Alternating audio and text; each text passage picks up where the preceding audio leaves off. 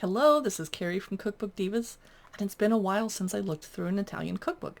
And by a while, I mean like a week and a half. So it's clearly time to look through The Italian Table, Creating Festive Meals for Family and Friends by Elizabeth Minchilli.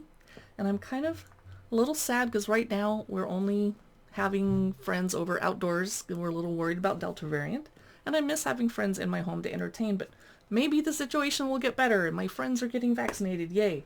Publisher is Rizzoli. This looks beautiful. I did a quick flip through of this on Instagram. If you like to see those, we just kind of quickly flip through so you can get a sneak preview of the pictures without worrying about too many copyright issues. Look at the back. The back's beautiful too. Okay. Ooh. Looks like it came out in 2019. I wish my kitchen looked like that. I mean, it could, but my kitchen's very messy. The Italian table. I'm looking for the table of contents. Ooh, even more nice photos. I have some miniature citrus trees at my house. I don't know if this is a fake one for the photo or real, but mine don't look this cute. All right, table of contents. Eating cicchetti in Venice, Sunday lunch in Emilia-Romagna, pizza by the slice in Rome, porchetta picnic in Aricia, a table by the sea in Positano, farm to Sicilian table, dinner on a Roman terrace, lunch in a Renaissance garden, eating at the market in Florence, late summer dinner under a pergola, panini party in Umbria, and lunch at a masseria in Puglia. Oh, I want to travel. Never been to Italy. Have you? Let me know your favorite place to go when you're there. Eating cicchetti in Venice. Okay, there's some people eating. La la la. Where's the recipes? Aha! A spritz, something you drink. A bocconcini. I need to practice. Mortadella e pepperoni. No pictures so far. Here's one. A cipollini con I give up. Okay. Whatever that is. It looks good. Egg with anchovy. I'm going to read the English words. No, I can say this one. Involtini del Melenzane.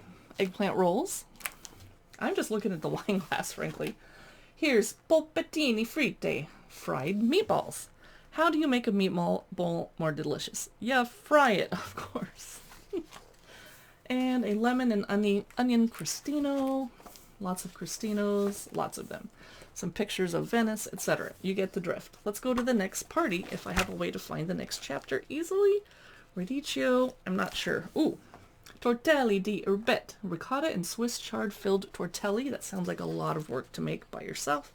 Sure enough, step-by-step photos of how much work it is. I'd like to get to the next. Whoa, a spinach tart. Yum. Because I know I can't show you the whole book. But you have to see the sponge cake with anise liqueur. Okay.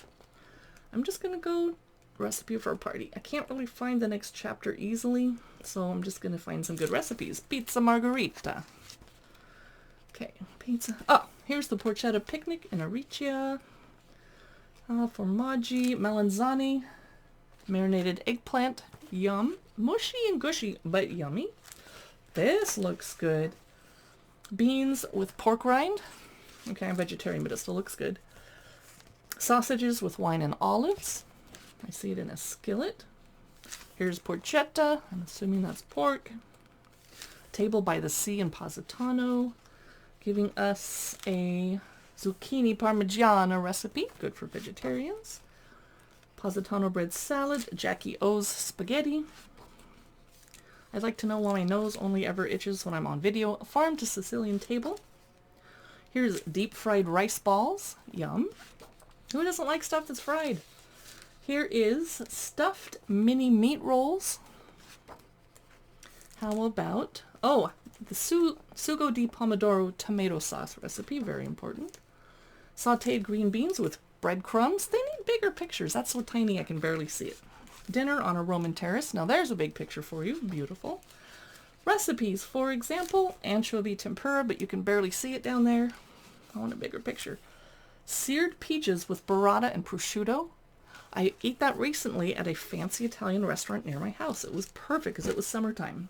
Very refreshing. Seared romaine lettuce with fresh goat cheese and herbs. I never thought of searing my romaine. Now we're at lunch in a Renaissance garden. Beautiful garden. However, that's lovely. I'd like to see a bigger picture of the food that you're making me cook. And my wish is granted. Savory crepes. Huge picture. Yay, thank you. My wish came true. Coward's spaghetti. Not sure why it's called coward spaghetti. I'll have to go look that up later.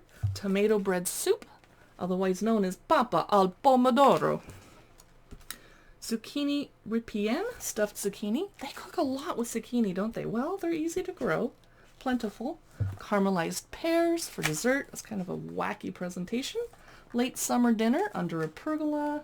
For example, fried sage leaves. I have sage plants outside. I never thought of frying them. Pepperoni gratinate, stuffed bell peppers. Panini party in Umbria. I love panini. In fact, I haven't gotten my panini maker out in a long time. Why haven't I? Open face sandwiches that you squish in something. Finocchiona and roasted pepper panino. Looks good. Lunch at a masseria in Puglia. Last chapter, I will show you the beautiful looking crostini with ricotta and hot pepper jam. There's no drinks chapter because it's all parties, so we're at the end of the book. That was pretty nice. I think I wanted bigger photos, but I'm sure when I turn off the camera and go read through this more slowly and carefully, I'm going to learn a lot and get some party ideas. So that was the Italian Table from Rizzoli, publisher by Elizabeth Minchilli. If you'd like to see more of our cookbook look-throughs and previews and reviews, check out our blog at cookbookdivas.com. We also have a podcast, the Cookbook Divas Podcast. We post to Instagram, Facebook, and YouTube. Please be sure to click like and comment if you enjoy our posts and videos so that the social media algorithms will show you more of them. Bye, and thanks for watching.